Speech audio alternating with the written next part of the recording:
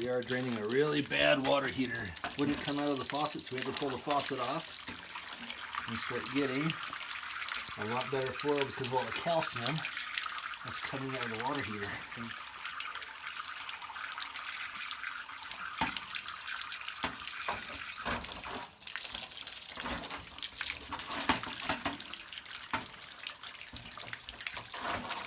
When water is heated, the hardness in the water is released, and it ends up as calcium and scale in the bottom of the tank. Manufacturers recommend that you do a drain and flush every 6 months.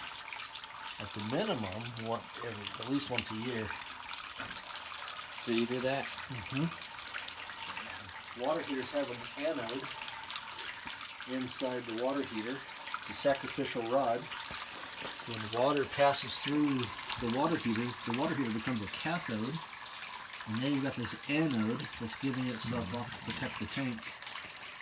But when the anode is depleted, water chemistry, the water supply will start to attack the rest of the plumbing that's tied to the water heater. You can see some of the corrosion taking place, causing plumbing to leak. There we go.